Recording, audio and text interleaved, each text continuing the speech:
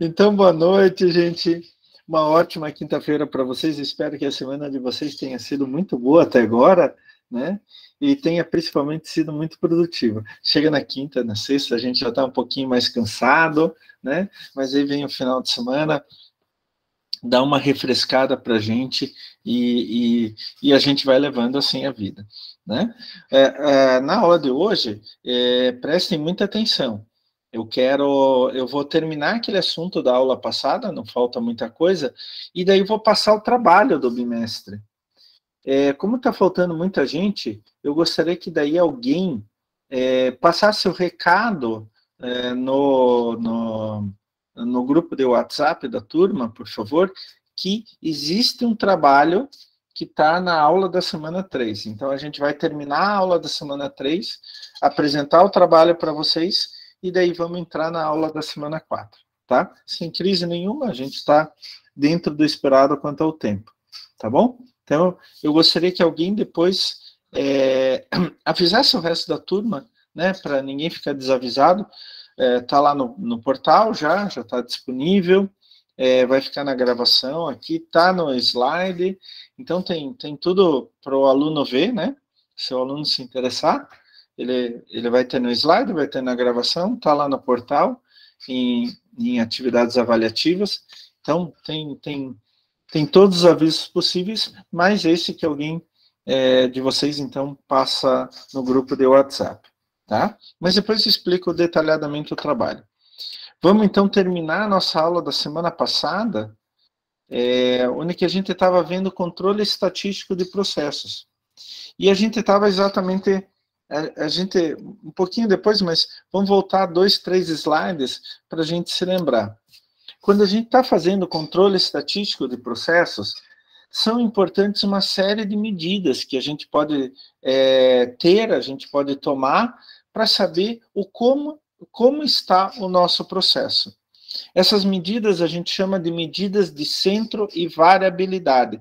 Medida de centro, no meio, variabilidade, quanto varia, né? Então, para a gente conhecer onde se localiza o centro dos dados e quão grande é a variação em torno desse centro. Então, essas são as medidas de centro e medidas de variabilidade.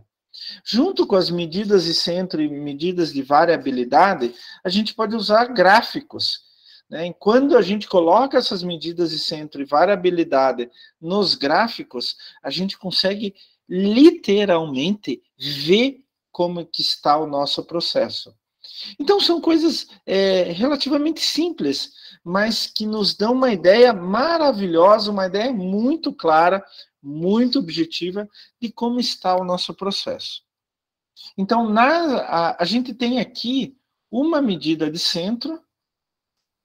Deixa eu só pegar minha caneta aqui, colocar a cor vermelha e colocar a espessura um pouquinho maior do coisa. A gente tem uma medida de centro, que no nosso caso é média aritmética. Ô, professor, tua linha está torta. Tá, ainda bem que tem borracha aqui, né? Tecnologia é muito bom. Você faça um pouquinho mais reto. Uma medida de centro, que é a média aritmética, então você vai somar um com o outro e dividir pelo número de componentes. E 3 medidas de variabilidade. Variabilidade, né? A amplitude, a variância e o desvio padrão. Vamos considerar essa como uma só, porque a variância é usada para calcular o desvio padrão e a gente usa mais o desvio padrão, né? E essas medidas, quando a gente coloca num gráfico, então, maravilhoso, ou numa tabela, maravilhoso, né? A média forma uma medida de tendência central, né? Então, este valor vai representar a maioria dos valores. Quando eu somo todos os valores, divido pelo número de valores, faço uma média aritmética bem simples, este valor vai representar a maioria deles. Não 100%. A gente não consegue representar uma amostra 100% por uma medida de centro, mas nos dá uma ótima ideia. E a média, o símbolo é um X com tracinho em cima. Já a amplitude é a diferença entre o maior e o menor valor. A amplitude, de quanto a quanto varia. Então, é uma medida de variabilidade, mas ela só vai mostrar Qual é a diferença entre o menor valor e o maior valor, tá? Só isso que a amplitude vai mostrar. Então, tem gente querendo entrar aqui. Deixa eu permitir. Agora eu volto para a nossa aula. Então, a amplitude, ela vai mostrar simplesmente qual a diferença do menor valor, não interessa onde que ele está no nosso gráfico, para o maior valor, não interessa onde que ele está no nosso gráfico. Então, o maior valor e o menor valor na amplitude não precisam estar na mesma data, no mesmo lugar, nada disso. É o que está no gráfico.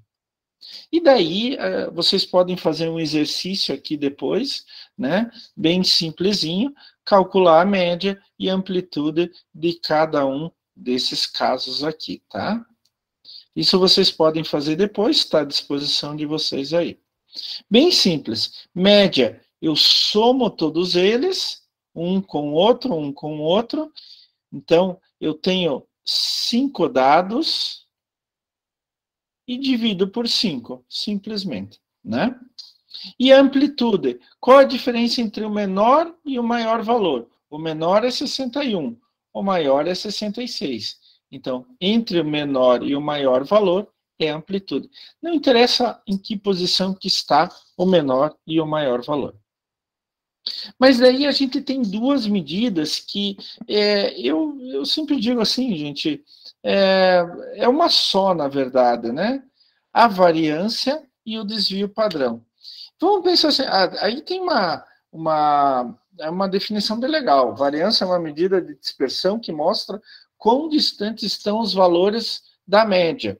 Quanto maior for a variância, mais distantes da média estarão os valores. Quanto menor for a variância, mais próximo das médias estarão os valores, né? E o desvio padrão é o resultado positivo da raiz quadrada da variância. Gente, o que significa isso na prática? Imagine que vocês têm muitos dados. Se você somar um com o outro e dividir pelo número de dados, vai dar a média aritmética. Pronto. Mas um dado está acima da média, outro está abaixo, está acima, está abaixo, está acima, está abaixo, está tal. Daí eu posso calcular a amplitude, pegar o maior e o menor. Mas isso não significa muita coisa.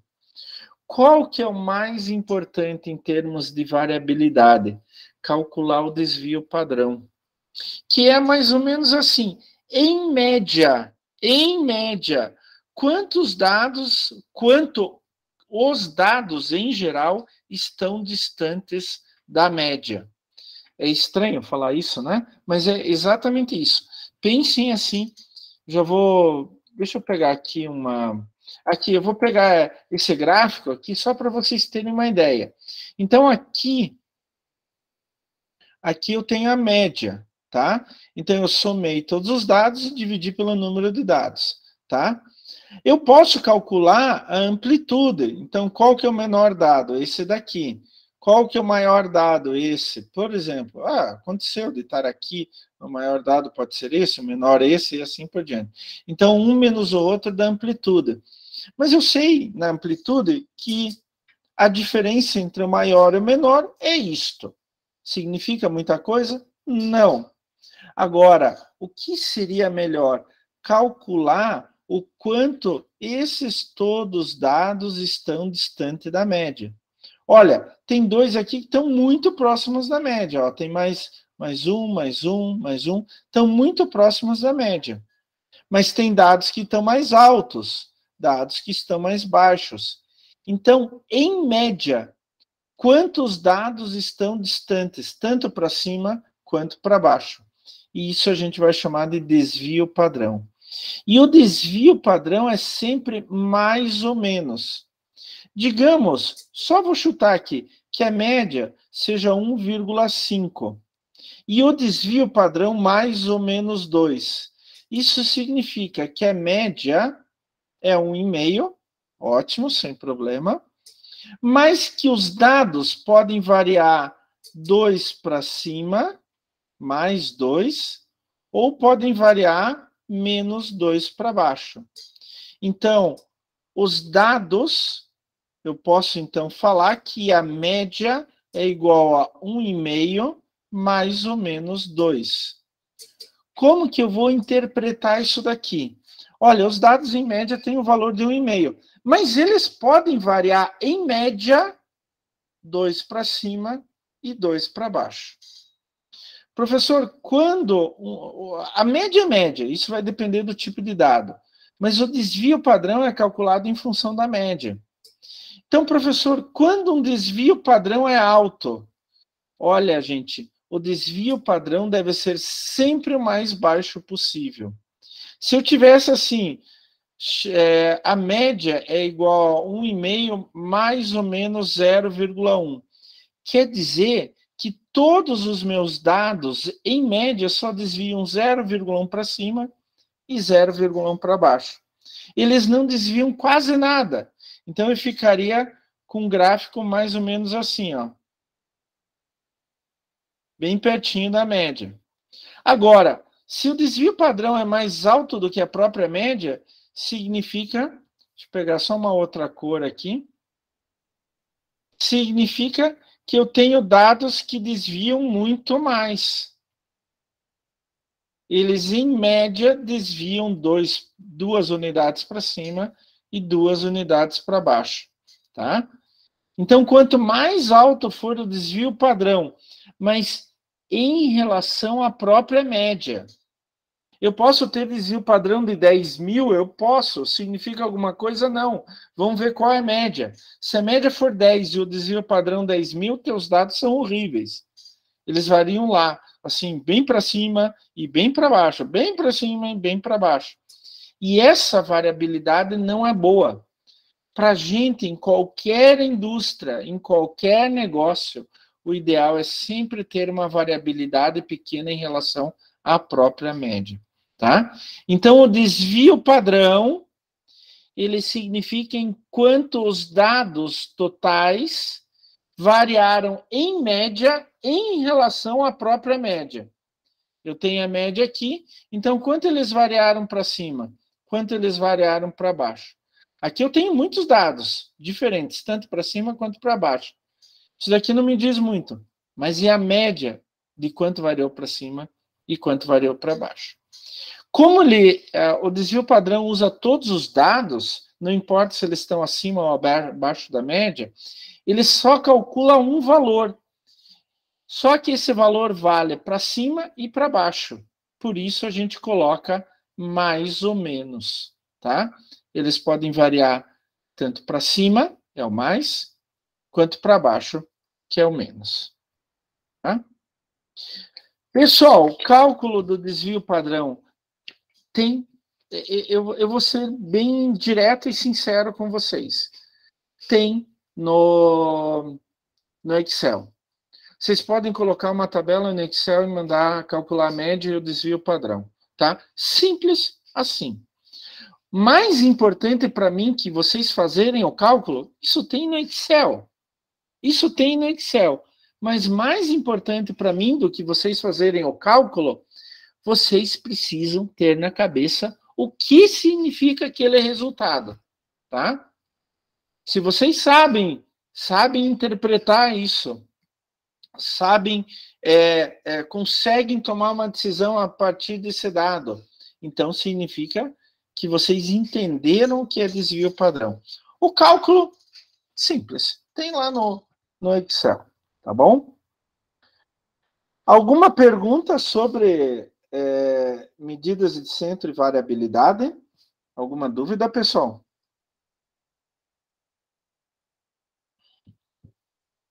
Nada? Então vamos continuar. Tem outro tipo de continha, de método matemático, que vocês podem utilizar para ver se o processo de vocês está indo conforme vocês imaginaram, que é a chamada capabilidade de processo. Vamos dizer assim, se o processo é capaz de fazer aquilo ou não, por isso a capabilidade. Né? Então, o termo capabilidade tem a ver com a busca de uma forma para controlar e medir qual é a capacidade que um processo tem para cumprir as exigências de uma determinada especificação. Tá? Qual que é o ideal da capabilidade? É esse item A aqui, olha. Então, as especificações do projeto. A minha peça, digamos que seja uma peça, ela tem que ter este tamanho, tá? A média. Só que eu permito que ela varie um pouco. Digamos que ela pode variar 0,1 para um lado e 0,1 para o outro lado, tá? Então, ela pode ir até aqui e até aqui. Se ela variar tão pouco assim, não tem problema. Eu posso continuar usando a peça, ela vai cumprir aquela mesma função, e tá? Então, essa é a especificação do projeto. Eu preciso de uma peça com tal comprimento, mas ela pode variar um pouquinho para cima e um pouquinho para baixo. A gente já viu na aula anterior que não existem processos fabris que façam exatamente a mesma coisa com total segurança. Sempre variações naturais. Então, a temperatura, a umidade do ar, o dia da semana, a experiência do operador, sempre alguma coisa pode provocar alguma variaçãozinha. Então, o ideal é que essas variações naturais do meu processo de fabricação estejam dentro das variações que eu permito no meu produto. Então, quando eu especifico o meu produto, faço o projeto do meu produto, eu digo, ele tem que ter este tamanho, mas ele pode variar um pouquinho para cima e um pouquinho para baixo, tá? Essa é a situação ideal, que as variações naturais entrem nas variações especificadas pelo projeto. Lindo, maravilhoso, fantástico. Acontece assim sempre? Não. Então, o que acontece na prática? Olha aqui o B. Eu tenho as especificações do projeto, são as mesmas. Só que, na hora do processo, da prática, eu vejo que minha média se deslocou um pouquinho. E a variação natural do processo também se deslocou. Ou pode ser que nem o C, eu tenho as especificações do projeto. A média continua a mesma, só que o processo está meio descontrolado, ele variou mais para baixo e mais para cima. Ou pode acontecer que nem o D, né? Eu tenho variações naturais do processo menores do que a especificação do processo. Ah, mas então é bom também, né? Porque ele está dentro. Tá, pode ser. O ideal é esse daqui de cima, é o A. Mas o D dá para usar ainda. O B e o C é mais complicado. Porque se eu tiver aqui, como no B, uma peça menor, pode ser que não dê para usar. E no C eu posso ter peça menor e peça maior. Então pode ser que eu também não possa usar algumas peças. Tá? Então, a gente chama de capabilidade a capacidade de um processo de colocar na prática as peças dentro da especificação. E a gente pode medir a capabilidade de um processo. Como? Através de uma carta de controle, tá? E é bem simples, é um gráfico, na verdade, né? A gente chama de carta de controle, mas é um gráfico. Então, eu coloco o meu limite central. Limite central. E daí eu falei para vocês, no slide anterior, que eu admito que minha peça seja um pouquinho maior ou um pouquinho menor. Então, para isso, eu vou colocar um limite superior, e daí a gente pode até trocar LSC por LSE, né? Que é o limite superior especificado. A mesma coisa a gente vai colocar aqui para baixo. Limite inferior especificado. Vamos colocar aqui, limite inferior especificado. O que significa isto? Que minha peça deve ter este tamanho, mas ela também pode variar um pouquinho para cima e um pouquinho para baixo. Não tem problema. Limite central, limite superior especificado, limite inferior especificado. Isso daqui é a teoria. É o que eu quero na teoria. É o que eu quero transformar da teoria para a prática. Na prática vai acontecer assim? Provavelmente não. E daí eu posso ter uma série de variações. Deixa eu apagar essas coisas que eu escrevi aqui. Depois vai aparecer no vídeo de qualquer jeito. É bom essas coisas, né? É porque nem apagador de quadro mesmo. Acho tão legal essas coisas assim. Mas tudo bem, vamos lá. O professor está divagando agora. Então, aqui eu tenho o limite central. Aqui eu tenho o limite superior especificado e aqui o limite inferior especificado, tá? Se eu olhar esta carta de controle, este gráfico, todos os dados estão ou na média, ou dentro do limite superior, ou dentro do limite inferior. Não tenho nenhum fora para cima e nenhum fora para baixo. Então, eu sigo aquilo que eu coloquei como o ideal. Só que eu posso ter um monte de situações diferentes. Olha só, esse slide eu acho bem legal. Eu tenho aqui 2 fora do limite superior e um fora do limite inferior. Olha o que eu tenho aqui, olha, é muito interessante. Prestem atenção nesse gráfico. Eu adoro esse gráfico aqui, esse do meio do lado esquerdo aqui. Por quê? Se você olhar o gráfico, você pode dividir ele em 2 partes, bem claramente. Uma parte que sobe e uma parte que desce. Então, ele, num certo momento, ele tem tendência de subir. Em um certo momento, tem tendência de descer. O que significa isso? Ah, mas professor, está tudo dentro do limite superior e limite inferior. Tá ótimo. Mas, apesar de estar no limite superior e inferior, não significa que esteja certo. Olha que legal. Por quê? A impressão que eu tenho quando eu vejo um gráfico desses é que eu estava com um descontrole no meu processo. E daí, como que eu vi esse descontrole? Eu vi que estava subindo, subindo, subindo, subindo. Daí, antes dele passar pelo limite superior, este daqui, eu fiz alguma coisa para consertar o meu processo. Só que daí ele começou a descer, descer, descer, descer. Se eu continuar aqui, provavelmente ele vai para baixo do limite inferior. Então, olha só, eu estava com descontrole do meu processo na primeira parte, ele começou a subir. Opa, eu notei, professor, tinha alguma coisa aqui no meu processo. Eu consertei, daí ele começou a descer, descer, descer. Daí ele vai descer, se eu não fizer outra coisa, ele vai passar do limite inferior, né? Isso é algo bem interessante. Olhem esse outro caso aqui, olha. Ele está não só dentro do limite superior e inferior, como ele está em um limite menor, muito mais próximo do centro. Ah, professor, mas esse é o ideal? O ideal é que tudo esteja na média, né? 100% dos dados estejam na média. Mas eu consegui ser melhor do que o limite superior especificado e o limite inferior especificado. Então, eu dei mais segurança para os meus produtos. Olha esse outro aqui, ó, do lado de cima à direita. Se vocês notarem, também tem 2 grupos de dados, né?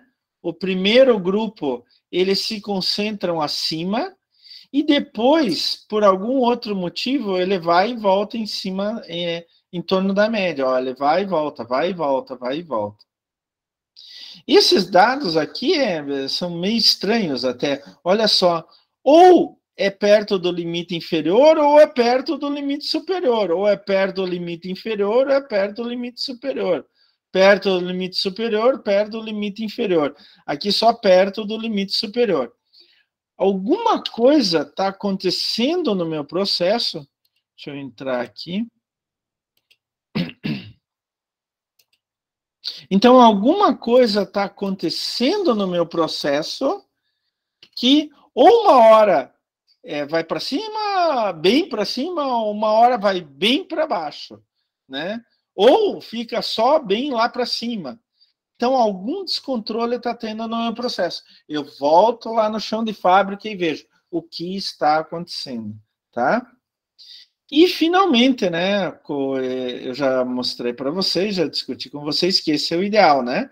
Então, eu tenho a média, limite superior especificado, limite inferior especificado. Quer dizer, está tudo dentro da média. Aqui, o processo está sob controle, tá? Então, vejam só, pessoal, eu fazer uma carta de controle, um gráfico com meu limite superior e limite inferior, eu já consigo ter uma visão de como que está meu processo. Isso pode ser qualquer coisa, pode ser peso, pode ser comprimento, pode ser qualquer coisa que vocês queiram, qualquer coisa que vocês queiram, tá? Vocês podem colocar num gráfico desses, numa carta dessas, carta de controle, sempre assinalando qual é o limite superior, qual é a média, qual é o limite superior e qual é o limite inferior que eu admito no meu processo. E daí eu posso calcular, né, o meu índice de capabilidade propriamente dito.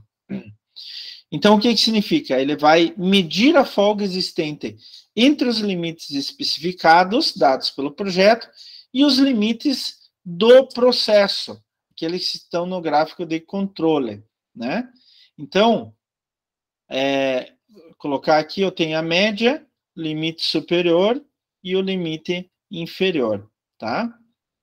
Então, o que significa isso? Que aqui, digamos que a média seja 5, o meu limite superior 10, o meu limite inferior 2. Não, vamos pegar aqui, limite superior 8, meu limite inferior 2, tá? Então, aqui eu vou colocar 8 menos 2. Então, em cima fica igual a 6.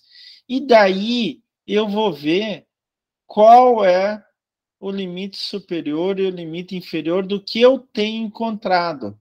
Olha, ele vai até 1.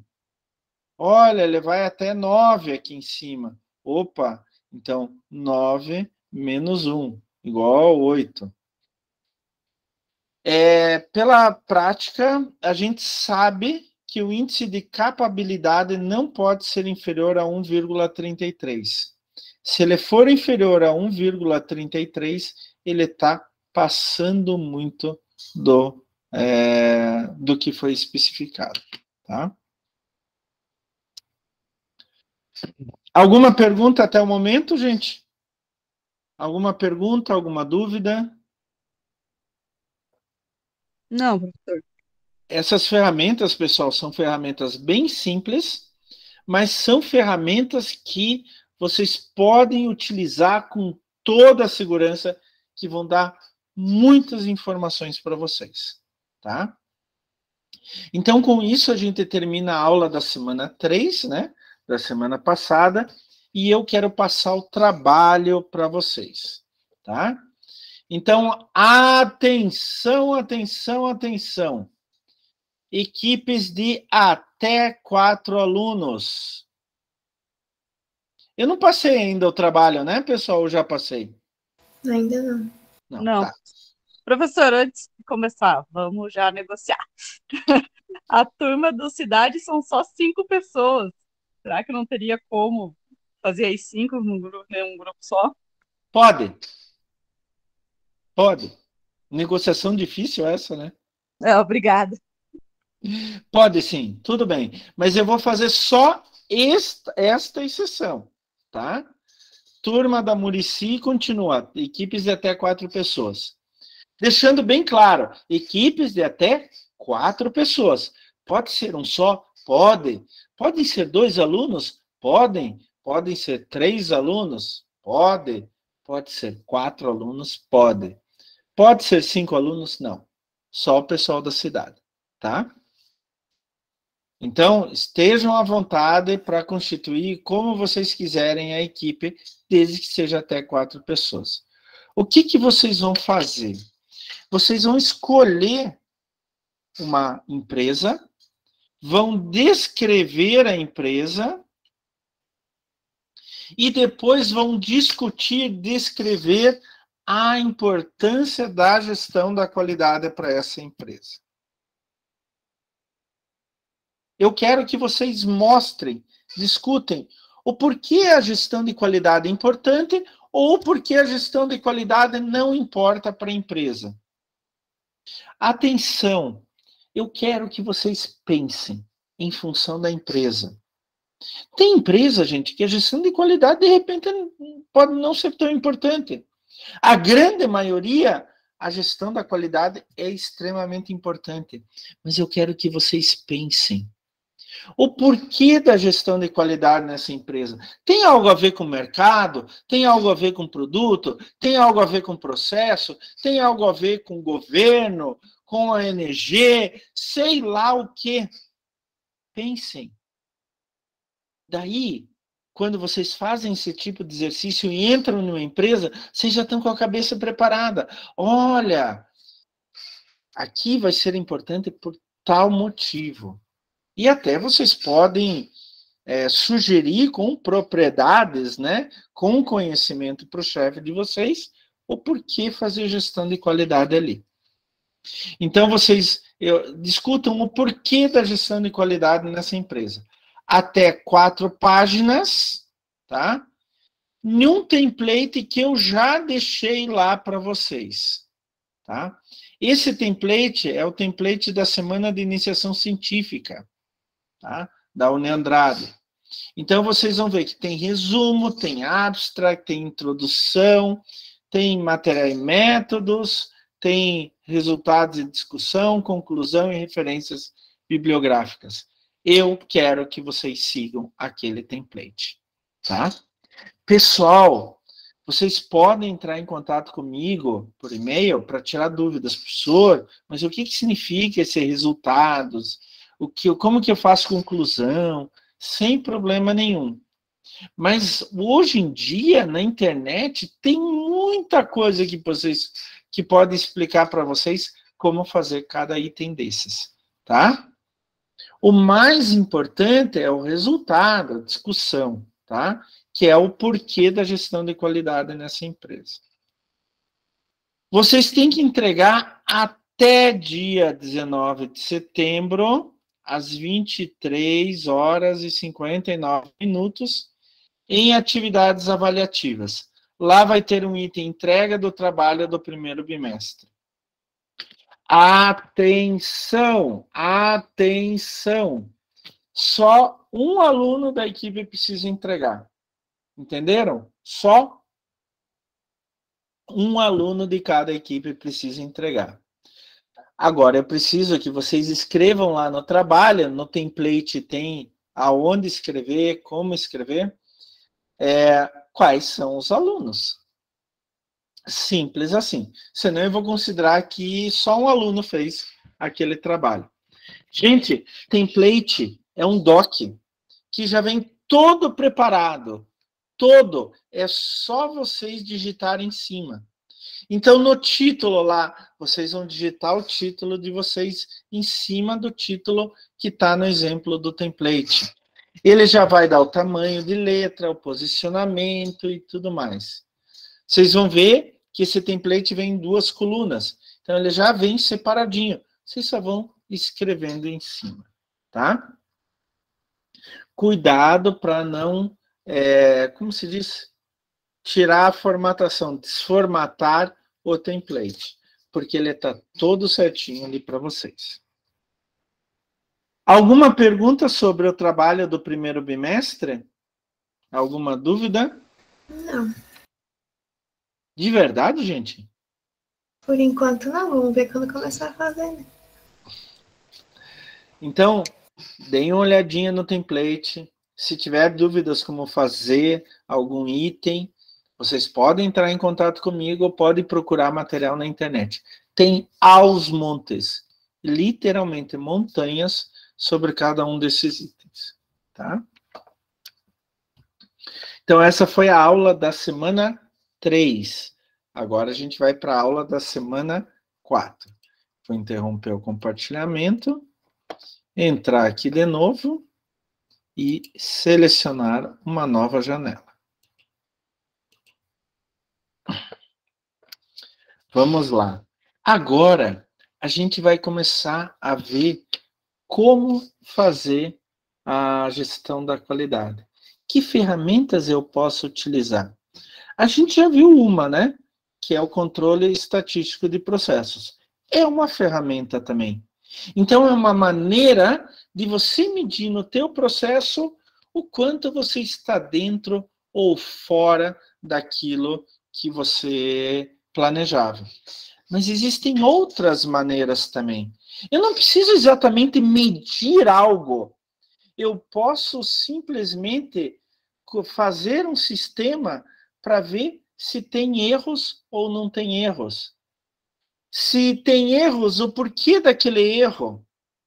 Se um erro leva a outro erro, existem muitas maneiras, muitos métodos diferentes que a gente usa e nós chamamos de ferramentas básicas de qualidade, tá? Talvez você já tenha ouvido falar dessa primeira ferramenta aqui, os 5 sensos da qualidade. É uma ferramenta desenvolvida no Japão. Aliás, pessoal, é muito importante colocar, tem gente querendo entrar, né? É muito importante colocar que o Japão é uma das bases da gestão de qualidade no mundo, tá? Não só pelo Japão, mas por muitos americanos que foram trabalhar no Japão, principalmente a partir da década de 50, tá? O que aconteceu? O que aconteceu? Vocês sabem que o Japão participou do eixo, né? Junto com a Alemanha e a Itália. Então, o Japão era aliado da Alemanha e da Itália. O Japão era um império bem rígido e tal, bem ditatorial, e ele se juntou com outros 2 regimes ditatoriais. O Hitler da Alemanha e o Mussolini da Itália. Cada um lutava no seu lugar e tal, mas eles tinham a mesma intenção, derrotar o resto do mundo, né? E, obviamente, vocês sabem que eles perderam a guerra. Inclusive, esse mês, dia 7 de agosto, 7 ou 8 de agosto, sempre se comemora o dia da vitória no Japão, em relação à guerra do Japão. A Alemanha e a Itália perderam a guerra em maio. O Japão ficou mais um pouco de tempo guerreando. E vocês sabem que no Japão foram lançadas as 2 únicas bombas atômicas utilizadas em guerra até hoje na história da humanidade. Primeiro Hiroshima e depois Nagasaki.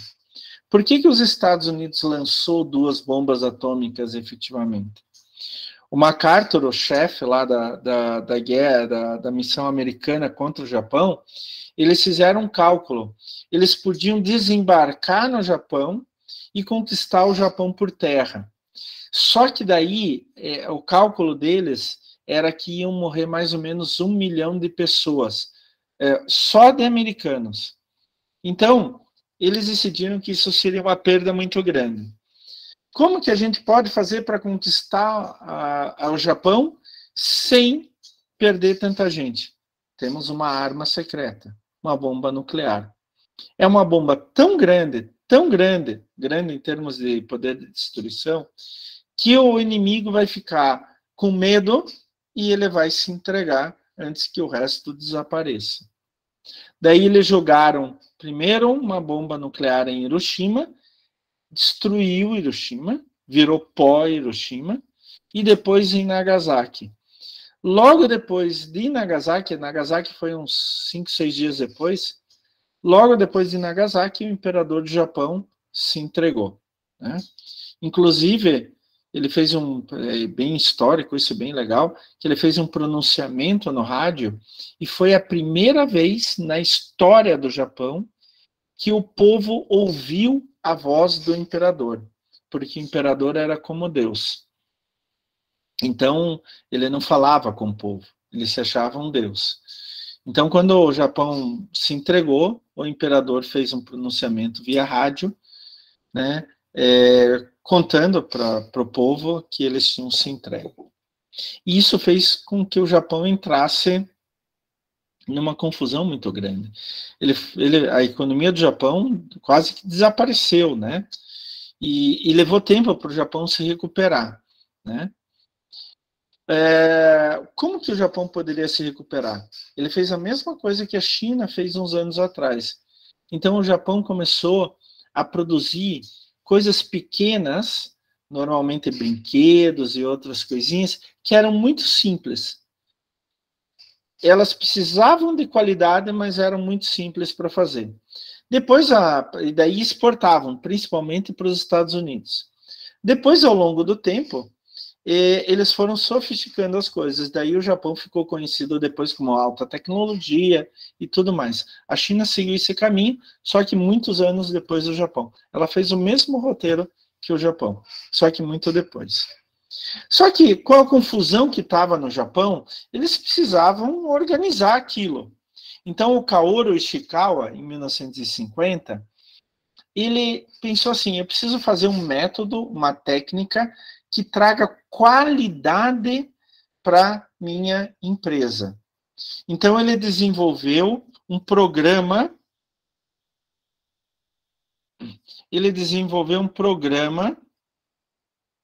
de gestão da qualidade que ele chamou de 5 passos ou 5 sensos.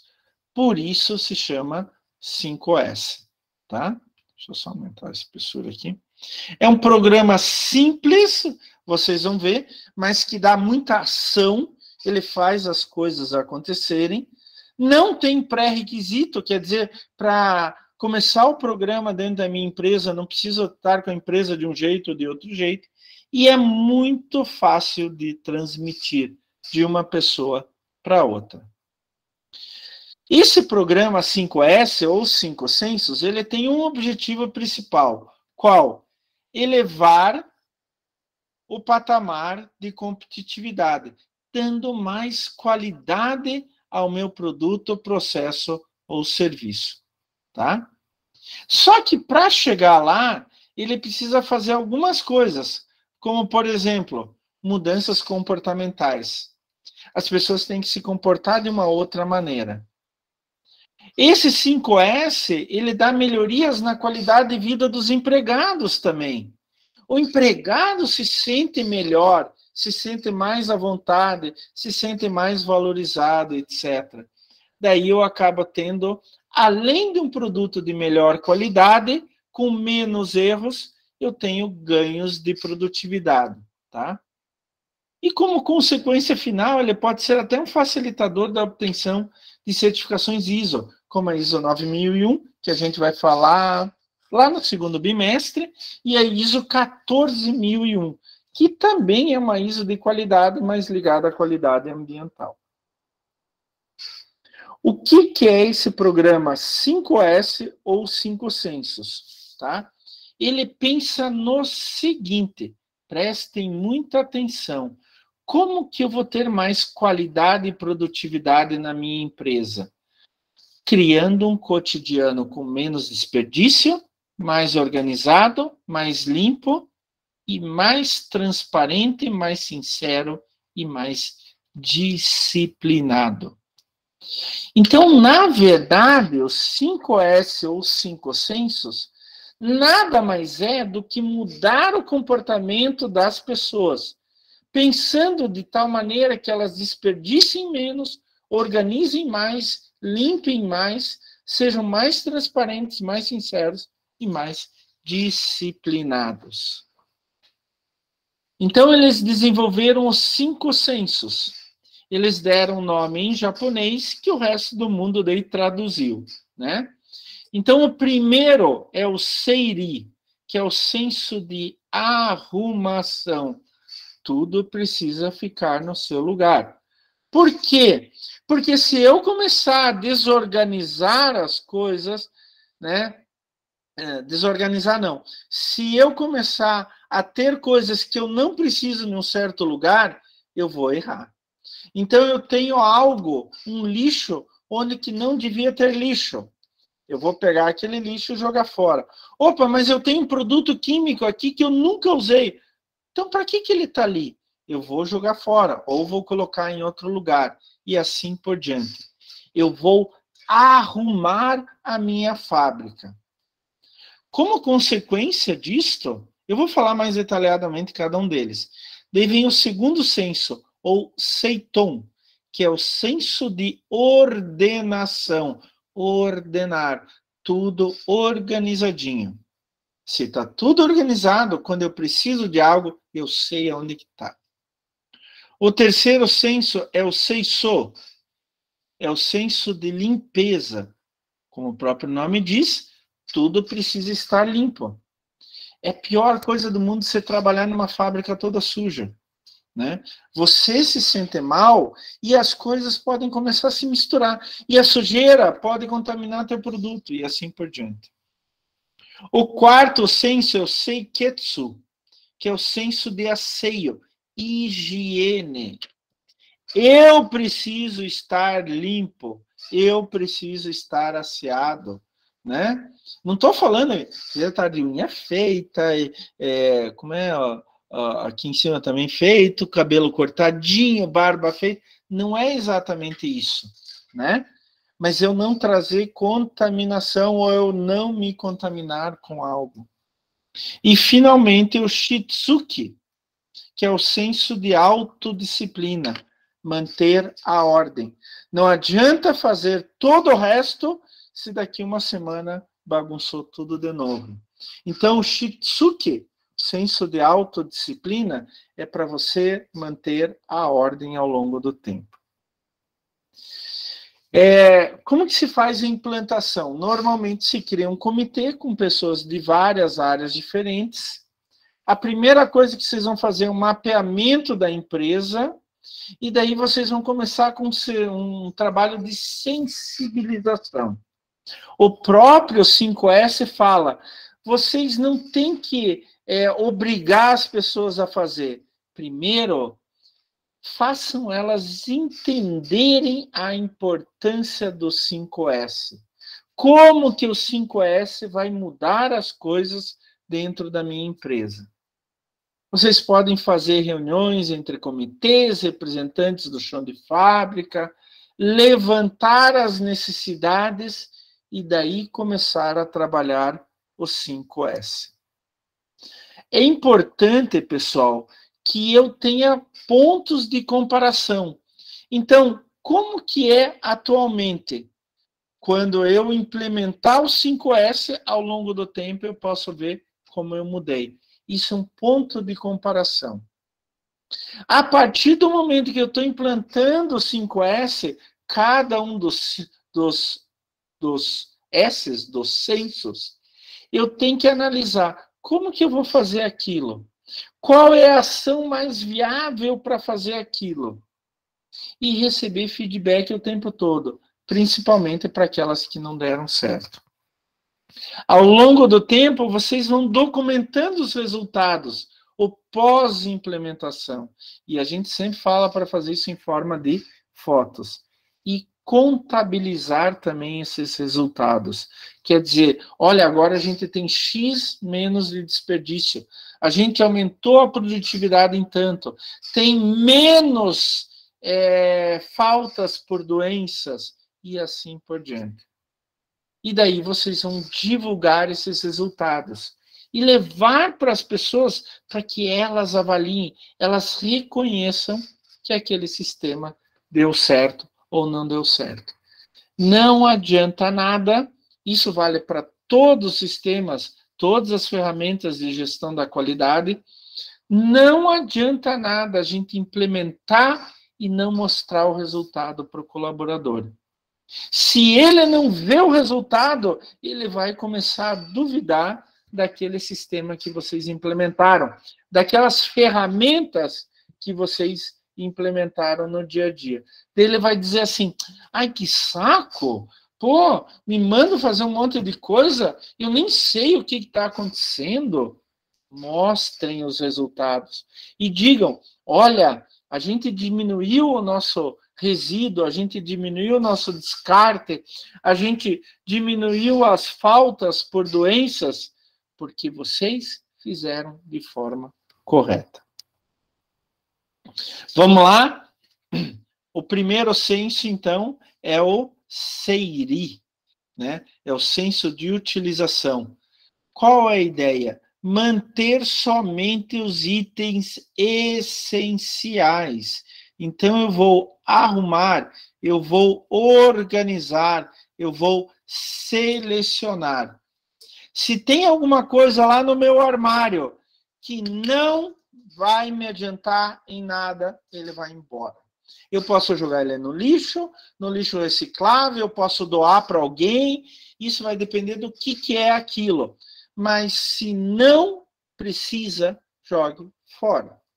Eu apliquei esse senso, esses tempos, no meu armário, no meu guarda-roupa. Então, tinha roupas ali que eu não usava há 10 anos. Se eu não uso há 10 anos, qual é a probabilidade de eu usar de novo? Vai ser difícil. Eu não sou muito ligado em moda. Eu normalmente me acho que até eu saio por aí fora da moda, né? Mas eu não tenho esse feeling, esse sentimento, essa percepção de como que é a moda, de como me vestir na moda. O meu pensamento foi, eu não utilizo, vai embora. Daí eu doei, né, para uma comunidade bem pobre aqui da região metropolitana. Eles realmente não tinham nada nem para vestir. Então, qualquer coisa que eles recebessem ia ser um avanço muito grande. Então, por que eu não posso ajudar outra pessoa? Eu vou organizar, arrumar, selecionar o que eu uso ou não, e daí, aquilo que eu não uso, eu doei para uma comunidade. É o senso de utilização. Você usa? Ótimo, deixa ali. Não usa? Tire. Por quê? Só vai atrapalhar vocês. O segundo senso é o... Vou pegar aqui. Seiton é o senso da organização. O que eu quero? Um espaço organizado. Então, eu vou sistematizar, classificar, ordenar as coisas no meu espaço. Então, eu sei, por exemplo, que na cozinha, quando eu preciso de uma panela, ela está em tal armário. Quando eu preciso de um prato, ele está em tal armário. Quando eu preciso de um tempero, ele está no outro armário. E assim por diante. Ordenação. Eu vou colocar as coisas num espaço organizado. E isso é importante por quê? Porque evita de ter movimentos desnecessários. Eu não preciso ficar procurando. Eu vou lá direto e pego. Eu sei que está ali. Normalmente a gente ainda coloca uma plaquinha, um aviso, ó, tal coisa está aqui, assim por diante. E permite um fluxo de trabalho melhor. Além de eu não fazer movimentos desnecessários, eu consigo me movimentar melhor pelo local de trabalho. O próximo senso é o seisu. Eu não sei se assim se pronuncia, tá? Mas é o senso da limpeza. É o senso do zelo. O que a gente pretende com o seisu? Um local mais limpo possível. E isso deve ser feito todos os dias, todo o tempo. Caiu sujeira, limpar. Caiu um papel no chão, pegar o papel do chão. Né? Caiu um líquido, tirar aquele líquido. E assim por diante.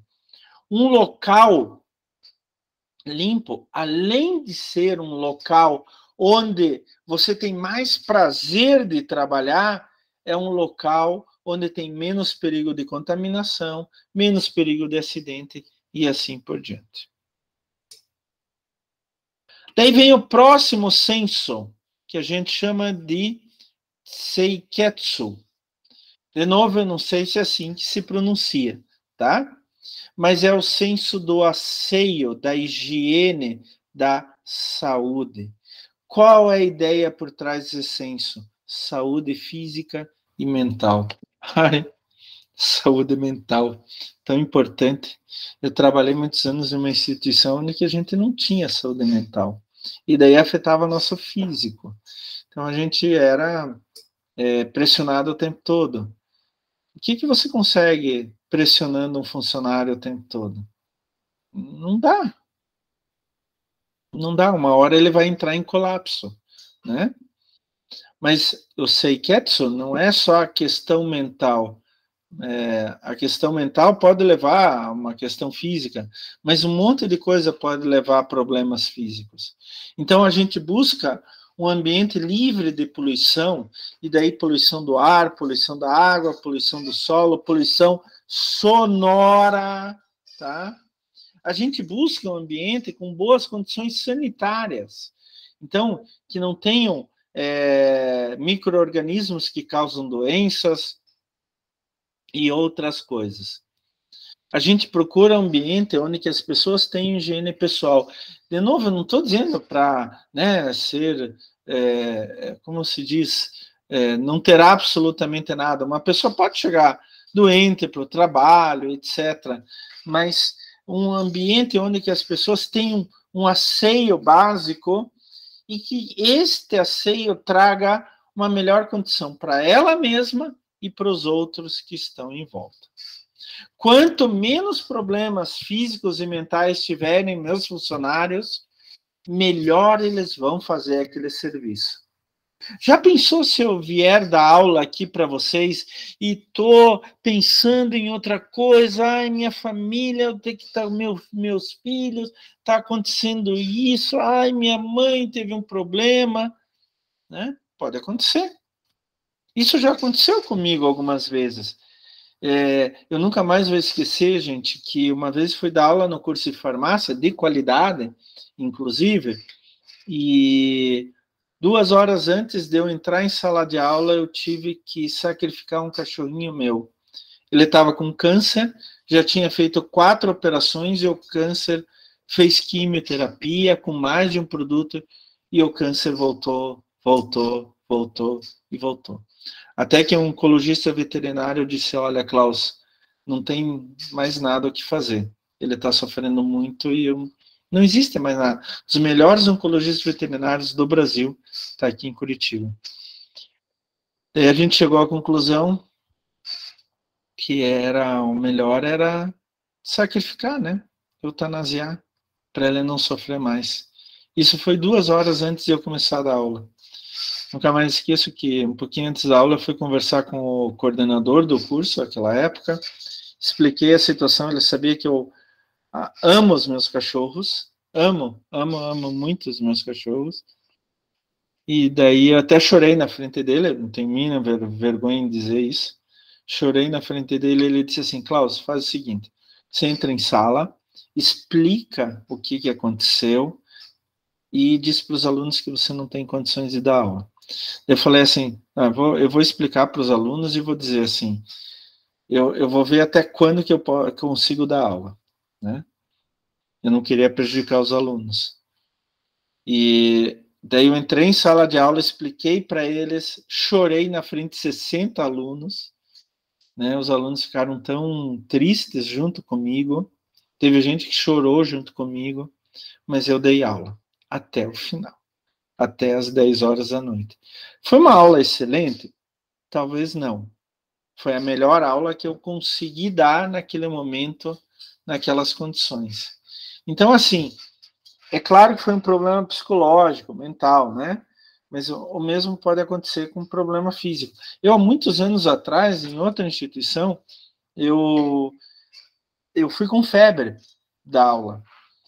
Eu pensei que eu ia aguentar, só que eu não estava mais aguentando. Eu pedi para o meu chefe para eu ir embora, não dar aula, e ele disse, não, você já está aqui, você vai dar aula. Só que eu estava com 42 graus de febre, imagine, gente. Eu tive que dar aula sentado. No meio da aula, os alunos pararam a aula e disseram assim, Klaus, você não pode mais dar aula. Inclusive é o seguinte, você vai deixar teu carro aqui, alguém vai te levar para a tua casa. Eram alunos de mestrado e doutorado. Alguém vai te levar para a tua casa. Não, eu prometi que eu vou dar aula até o final e eu vou dar aula até o final, né? Mas fisicamente eu estava um bagaço, né? Então, para evitar todos esses problemas, o Seiketsu, ele ele tem como objetivo primário ter funcionários, colaboradores com a melhor saúde possível. Tendo saúde, eles vão fazer o trabalho de forma melhor, com mais qualidade, com mais cuidado. Não tendo saúde mental ou física, eles vão fazer o trabalho de qualquer jeito. E daí a gente tem o quinto senso, quero ver aqui, esse é o quinto mesmo? Deixa eu ver aqui. A gente tem o quinto senso, que é o Shitsuki. De novo, eu não sei se é assim que se pronuncia, perdão. Que é o senso da autodisciplina, da educação, do compromisso. Como que o teu funcionário ele se liga à tua empresa? De qualquer jeito? Ele chega lá, não faz nada, coloca o pé lá na mesa e fica gastando tempo, fica só conversando com os outros e etc. Ele trata mal os colegas de qualquer jeito, chega atrasado, sai antes. Então, o Shitsuki visa trabalhar os funcionários na autodisciplina, a terem educação com os outros, educação com a hierarquia, educação com ele mesmo, e principalmente conscientizar os funcionários, os colaboradores do seu compromisso com a empresa e com os colegas. O Shitsuki é um senso de seguir normas, regras. Eu sempre falo, eu nunca trabalhei numa empresa com os 5 sensos, mas vem da minha criação seguir normas, regras. Então, a norma é essa, eu vou seguir. Eu só não sigo uma norma, uma regra, uma lei, se ela for antiética, se ela for ilegal ou se ela for imoral. Se for um desses 3, eu não sigo. Mas se não tiver nenhum problema desses, eu tenho como minha percepção particular seguir regras, seguir regras, seguir regras. O Shitsuki também é um exercício de força mental. E ele pretende criar nos funcionários o respeito a si próprio e aos outros. E a partir do momento que você tem um ambiente onde que as pessoas se respeitam, onde as pessoas respeitam as regras, as normas, os regulamentos, você tem um ambiente mais produtivo. Mas, professor, na prática, como é que eu vou implementar esses 5 sensos? Pessoal, vai depender da empresa de vocês, vai depender da cultura das pessoas. Mas não tem uma regrinha, você tem que fazer reuniões, você tem que isso. Não tem regrinha nenhuma. Você pode fazer através de palestras? Pode fazer através de teatrinho? Pode. Você pode dar um curso para as pessoas? Pode. Você pode ir no chão de fábrica e trabalhar um com um todos esses 5 sensos? Pode. Você pode fazer uma cartilha? Pode. Como você quiser. Ou melhor, qual for o melhor jeito para que as pessoas adquiram esses 5 sensos. Tá? Não tem nenhuma regrinha de como implementar isso. Tem que ser assim, tem que ser assado e etc. Não. Normalmente, o que as empresas fazem é por treinamentos. Elas treinam os funcionários nesses 5 sensos. E daí um treinamento pode ter vários atrativos diferentes, né? A única coisa que eu sugiro para vocês é quando vocês forem fazer treinamentos, façam no horário de trabalho, tá? Se vocês fizerem fora do horário de trabalho e não for remunerado, por exemplo, com hora extra, as pessoas vão começar a não apoiar mais a tua ideia. Vantagens dos 5S. Trabalha com segurança, mantém bons hábitos para a saúde, busca limpeza e organização, combate os desperdícios, tem espírito de equipe com uma pessoa respeitando a outra, aceita desafios e é responsável. Então, o 5S tem muitas vantagens. Qualquer empresa pode implementar o 5S? Claro que pode, sem problema algum. Professor, eu já tenho outras ferramentas de qualidade já implementadas dentro da empresa, já funcionando. Posso fazer o 5S? Óbvio que pode. O 5S mexe muito com as pessoas, estão vendo? As pessoas fazerem, as pessoas se conscientizarem, as pessoas pensarem e agirem de forma diferente. É claro que o 5S também tem dificuldades, né? Muitas pessoas não aceitam isso, né? Mas essas são pessoas que normalmente têm resistência por técnicas ou ações novas. Ah, deixa eu trabalhar como eu sempre trabalhei. Ah, não me enche o saco, por favor. Nessas pessoas, elas vão ter resistência a qualquer coisa que vocês façam. Elas só querem chegar lá, fazer o trabalhinho delas e ir embora. Não interessa o resto. Não quer nem saber do meu vizinho ali da linha de produção. Outra dificuldade é o tempo limitado do pessoal para envolvimento no programa, né? Por isso eu falei para vocês, façam dentro do horário de trabalho. Ah, mas eu perco produtividade. Momentaneamente você vai perder produtividade, mas ao longo prazo vai aumentar. Isso é legal, enxergar os participantes do programa como um simples mutirão de organização e limpeza. Isso não é o 5S, tá? Não é o 5S. Vamos fazer um mutirão de limpeza? Vamos organizar tudo? Não é o 5S. O 5S é para mudar a visão das pessoas. É para mudar o pensamento delas. É para mudar como elas agem no dia a dia. Então, só fazer, vamos lá, vamos limpar. Hoje vai ser o dia da limpeza. Hoje vai ser o dia da organização. Só fazer isso sem uma continuidade ao longo do tempo não é 5S. E não vai dar certo. E, finalmente, a última dificuldade é manter a ideia viva depois do dia D. O dia D é aquele que terminamos tudo, implementamos o 5 senso. Pronto, acabou, não preciso mais me preocupar? Claro que não. Você precisa se preocupar, sim. Porque depois, se eu não continuo trabalhando com essas ideias, vai voltar a mesma organização ruim, vai voltar a mesma sujeira, vai voltar a mesma falta de saúde mental e física. As pessoas, elas vão voltar o que eram antes. Por quê? Elas estavam acostumadas com aquilo que era antes, que existia antes. Quando você implementou os 5 sensos, você tirou elas da zona de conforto. Você quer mudar elas. Então você precisa, além de mostrar o quão importante é ser organizado, ser asseado e etc., o tão importante quanto isso é manter isso ao longo do tempo. É você fazer com que as pessoas continuem com essa ideia e continuem com essa ideia até um ponto que é normal. Que é normal. É normal ser limpo, é normal ser organizado, é normal descartar aquilo que eu não quero mais, que eu não preciso mais, que eu não vou mais usar.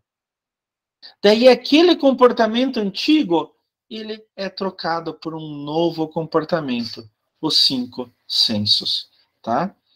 Então, algumas vezes, as empresas fazem um dia D, né, que é o da vitória, né, como os aliados ganharam na Segunda Guerra Mundial, né, um dia D que vai mudar tudo, e depois do dia D, não faço mais nada. Não, os 5 sensos têm que ser algo de todo dia, de toda hora, e ao longo do tempo todo. Não é só fazer uma vez e esquecer. De repente vai voltar tudo que era antes. Gente, o 5S É muito legal. É muito legal. Mas ele depende da vontade das pessoas em participar. Então, antes de implementar o 5S, vocês têm que começar a conscientizar ou sensibilizar as pessoas da importância da mudança de comportamento, tá? Perguntas sobre o 5S?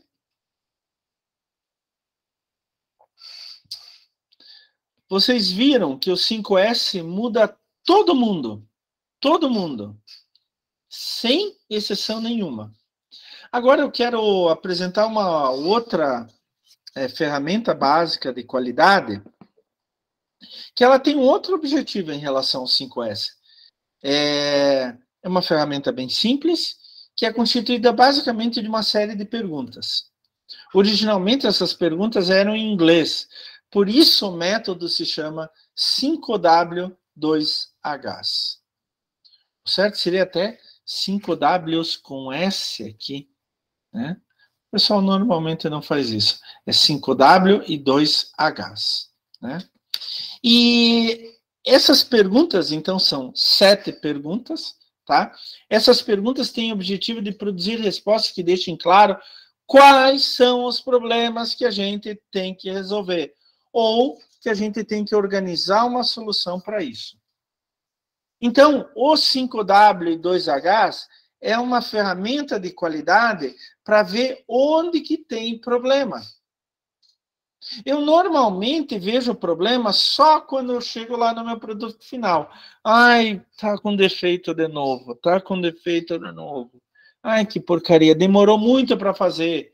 Ai, gastou mais. Então, eu vou fazer uma série de perguntas para saber onde está exatamente o problema que me originou o problema maior, tá? Então, ele faz, na verdade, são 7 perguntas, né? 5 iniciando com a letra W em inglês e 2 iniciando com a letra H. E quais são essas perguntas? A primeira pergunta é what? O que? A gente, em todas as perguntas, a gente sempre deve ter uma pergunta instigadora e um direcionador. A pergunta instigadora é relacionada à pergunta original. What significa o quê? A pergunta instigadora pode ser: o que deve ser feito? Então, qual que é o direcionador? Para onde vai aquela pergunta? Para o objeto. Por exemplo, o meu produto final. A segunda pergunta é who? Quem? Daí a pergunta instigadora é a partir do quem? Quem que é o responsável? Quem que fez aquela porcaria? Então, o direcionador é o sujeito, a pessoa. A terceira pergunta com W é where? Aonde ou onde?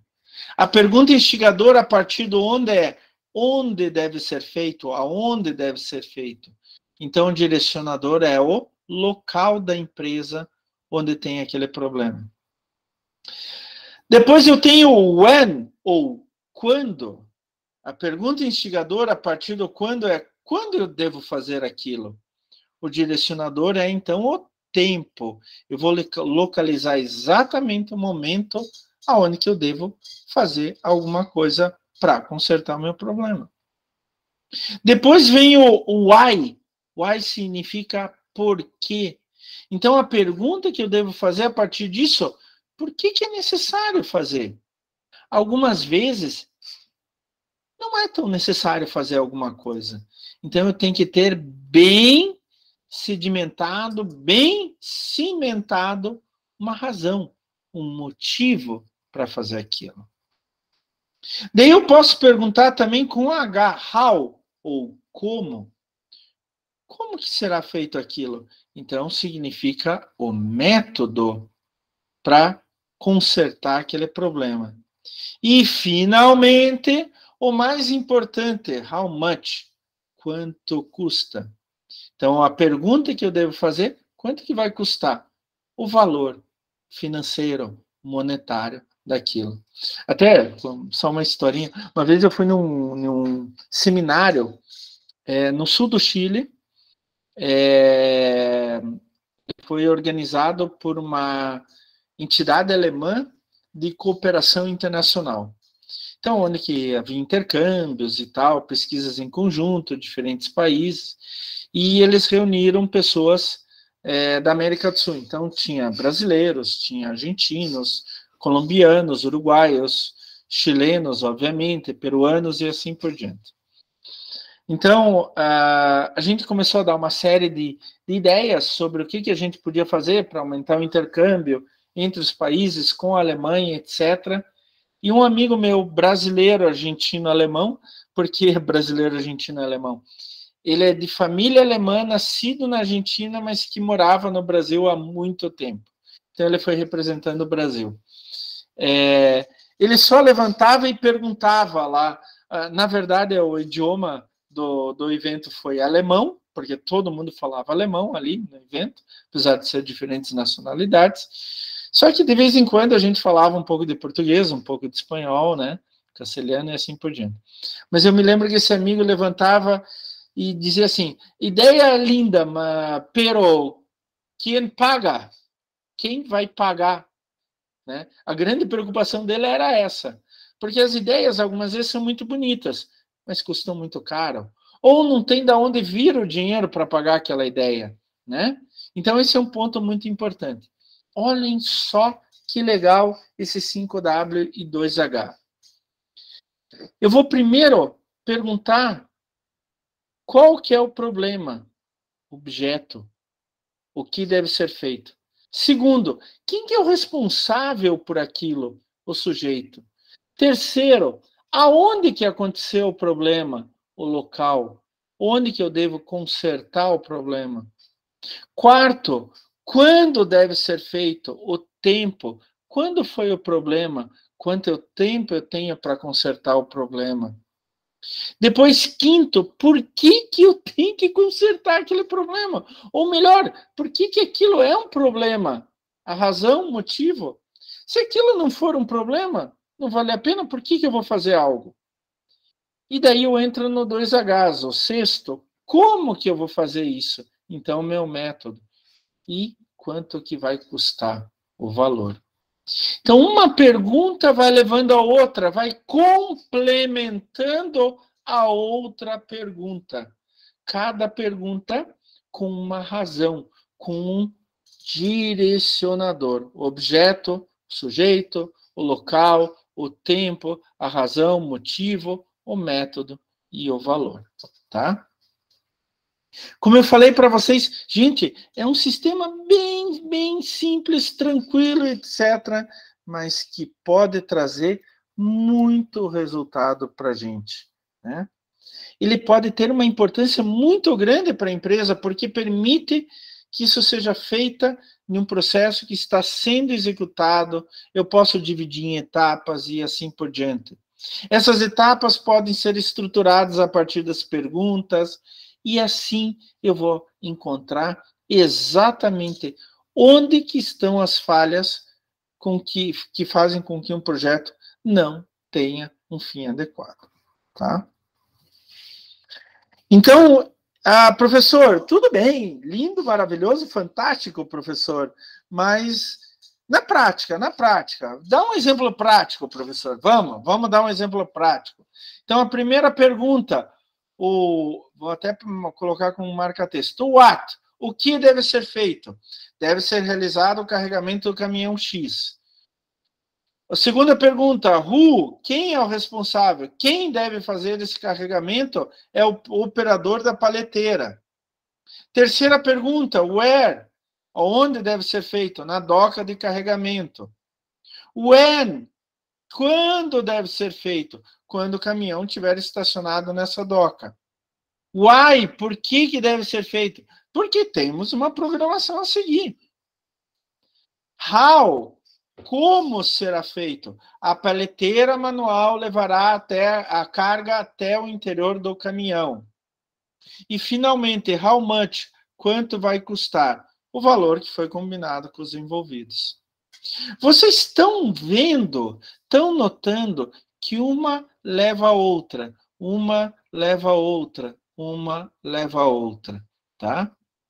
Eu posso fazer, deixa eu só ver uma coisa aqui, todo o processo, olha só, foi dividido em etapas. Cada pergunta, uma etapa.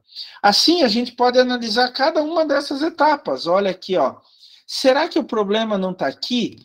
Deve ser realizado o carregamento do caminhão X? Será que foi realizado o carregamento do caminhão X? Ah, foi sim. Mas quem que fez o carregamento? Foi o operador da paleteira? Ah, foi sim. Aonde que ele fez? Na doca de carregamento. Então tá certo. O problema é que ele não fez quando o caminhão estava estacionado nessa doca. E assim eu vou fazendo perguntas até achar o problema. Pode ser que o problema esteja já na primeira fase aqui. Não foi realizado o carregamento. Então pronto. Daí eu posso até fazer as outras perguntas para saber o que aconteceu para não ser realizado o carregamento, tá? Mas para fazer isso eu tenho que conhecer muito bem o sistema. Eu tenho que conhecer que é nessa sequência, é nessas razões, é essa pessoa, é esse o lugar, e assim por diante, tá? Pode ser, então, como eu falei, que o erro já esteja no primeiro item. Se ele estiver no primeiro item, eu vou atrás da solução. Por que não foi realizado o carregamento? Se ele foi realizado, o primeiro item deu uma resposta satisfatória, eu vou para o segundo item. Será que foi realizado pelo operador correto? Daí eu vou respondendo, até eu achar o erro, tá? Então, eu preciso que quem for analisar conheça muito bem o processo. Se ele não conhecer muito bem o processo, a ferramenta vai se tornar eficaz. Né, gente? Eu até faço um desafio aqui para vocês. Esse processo é muito simples. Que tal você experimentar? Essa ferramenta é muito simples. Que tal você experimentar no seu local de trabalho? Tá? Experimentem, façam isso. Sabe o que vocês podem fazer? Na casa de vocês. Em alguma coisa na casa de vocês, no dia a dia de vocês. Ah, professor, mas eu trabalho em escritório, eu não trabalho no chão de fábrica. Ótimo, faça no escritório. Não tem processos dentro do escritório?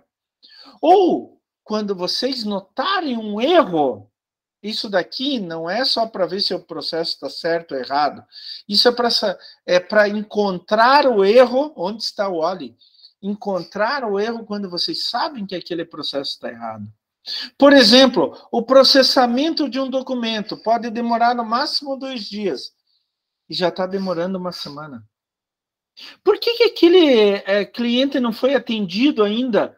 Vamos procurar o erro. 5W e 2Hs. Então, a gente pode usar essa ferramenta em qualquer instante. Professor, mas eu preciso fazer todas as perguntas? Não necessariamente. Faça a primeira. Se não encontrar o erro ali, faça a segunda. Se não encontrar o erro ali, faça a terceira. Se não encontrar o erro ali, faça a quarta. E assim por diante. Tá? Geralmente a gente usa essa ferramenta quando a gente vê que um processo está com algum problema. E daí a gente usa a ferramenta para procurar aonde está o problema. Tá? É uma ferramenta, como eu já falei e mostrei para vocês, muito, muito simples e que vocês podem aplicar em qualquer coisa. Pessoal, dúvidas? Perguntas? Problemas? A princípio, não, professor. Tranquilo. Então, só para terminar a aula, eu quero mostrar mais uma ferramenta para vocês. É rapidinho, é a ferramenta mais simples de todas, inclusive. É a técnica dos 5 porquês. É uma ferramenta para a gente analisar os problemas e identificar as causas. Não requer treinamento intensivo, não requer mestrado, doutorado, pós-doutorado para aplicar essa ferramenta. Como o próprio nome fala, é constituída por perguntas. Perguntas de porquê, ou why em inglês. E são feitas em uma sequência. Qual a ideia? Ah, a professora é muito parecida com a outra. É muito, muito, muito parecida com a outra. Mas ela tem o objetivo também, como a outra, de achar a verdadeira causa dos problemas dentro da empresa. A técnica se chama dos 5 porquês. Vocês já vão ver o porquê da técnica de se chamar de 5 porquês. Mas a gente não precisa fazer os 5 porquês. Pode ser que a gente encontre o problema já no primeiro porquê. E daí não precisa fazer o resto. Como assim, professor? Olha só um exemplo bem prático. Digamos que ligou um cliente para vocês, xingando, brigando, gritando com vocês que o produto não foi entregue, tá? O cliente não quer saber dos problemas internos de vocês. Ô, escuta, vocês me prometeram um produto até tal dia e até agora não foi entregue. Vocês já estão uma semana atrasados. O que é isso? É qualidade também. Se lembram lá as bases da qualidade que a gente já falou numa aula anterior? Então, a primeira pergunta que vocês têm que fazer é: por que o produto não foi entregue? Por exemplo, alguém vai responder, vocês chegam lá na empresa, por que esse produto não foi entregue? Daí alguém responde, por que não tinha embalagem? Ah, daí surgiu mais um problema. Mas por que não tinha embalagem? Porque a produção não entregou as embalagens. Mas por que a produção não entregou as embalagens? Porque não tinha matéria-prima. Mas por que diabos não tinha matéria-prima? Porque o fornecedor não entregou a matéria-prima, seu Klaus. E por que o fornecedor não entregou a matéria-prima? Ah, chama o erro. Porque a gente não pagou o fornecedor. Claro! Porque faltou o produto? Porque a gente não pagou o fornecedor da matéria-prima que faz a embalagem do produto. Olha só que legal. Existem perguntas pré-definidas? Não! Você começa com o teu problema principal. Olha, não entregamos o nosso produto para o cliente. Então você faz um porquê que nós não entregamos. E daí vai procurando as respostas. À medida que vem uma resposta, pode ser que isso precise de mais uma pergunta. Por que não tinha embalagem? Pode ser que a segunda resposta precise de uma outra pergunta. Por que a produção entregou a embalagem? Pode ser que a resposta precise de outra pergunta. Porque não tinha matéria-prima para fazer a embalagem? Como assim? Por que não tinha essa matéria-prima? Ah, mas pode ser que a pergunta leve, a resposta leve a mais uma pergunta. E, finalmente, a gente achou a resposta final. A razão por que o produto não foi entregue. Olha, gente, como eu falei para vocês, a técnica se chama dos 5 porquês, mas por que a técnica se chama isso? Porque, normalmente, com 5 perguntas, a gente consegue encontrar a causa verdadeira. Tá? De novo, vocês precisam conhecer os processos, precisam conhecer as pessoas, aonde que estão os processos responsáveis por cada um desses pontos. Eu tenho que, a partir da primeira resposta que eu obtive, eu tenho que ir no lugar correto, com a pessoa correta, para tentar responder essa segunda pergunta. Ou a terceira pergunta, ou a quarta pergunta, ou a quinta pergunta. Ah, professor, pode ser que eu tenha que fazer mais do que 5 perguntas? Pode. Normalmente, 5 perguntas chegam. A gente consegue rastrear onde que está o problema original. Então, vejam só, nesse exemplo, a gente não entregou o produto para o cliente na hora, no dia combinado por contrato, porque alguém no escritório esqueceu de pagar o fornecedor da matéria-prima, da embalagem do meu produto. Daí eu vou para cima do cara. Por que você não pagou? Daí, olha, pode ser que tenha faltado dinheiro, pode ser que o cara tenha esquecido, mas o problema final foi esse. Eu não paguei o fornecedor da matéria-prima que faz a embalagem, que embala o meu produto. E assim eu não podia levar até meu cliente. Olha, a gente começou com uma pergunta simples, obtivemos uma resposta. Essa resposta nos obrigou a fazer mais uma pergunta. Obtivemos outra resposta, daí veio mais uma pergunta. Uma pergunta leva a outra, até encontrarmos a verdadeira causa do problema. Vejam o nosso exemplo. O produto não foi entregue porque atrasamos no pagamento do fornecedor da matéria-prima da embalagem. Como eu falei para vocês, não necessariamente a gente precisa usar 5 perguntas. Pode ser que a resposta definitiva já venha na segunda, terceira ou na quarta, e algumas vezes é necessário que você faça mais do que 5 perguntas. Não é um método simples, gente? Muito, muito simples, que pode levar à resposta do porquê daquele problema. A partir daí, eu vou gerar uma solução para aquilo. Como que eu vou resolver definitivamente aquele problema? Essa é a técnica, pessoal, dos 5 porquês. Alguma pergunta? Alguma dúvida, pessoal? Temos alguns alunos ainda na nossa sala, graças a Deus. Vocês não me deixaram sozinho. O resto foi assistir a entrevista do Lula. Né? Alguma pergunta, alguma dúvida, pessoal? Não.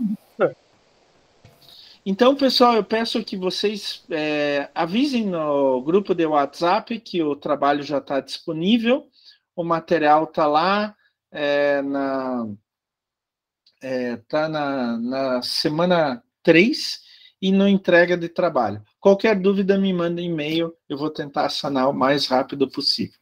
Tá bom, pessoal? Agradeço a presença de vocês, né, e desejo um resto de semana e um final de semana maravilhoso para vocês. Semana que vem vamos ter aula, dia 1º de setembro. Daqui 2 semanas a gente vai ter um feriado, dia 8 de setembro. Então, pessoal, até a próxima aula. Qualquer dúvida é só entrar em contato. Tchau, tchau, gente. Tchau, tchau. Boa noite. Tchau, tchau, professor. Boa noite. Tudo de bom para vocês. Tudo de bom.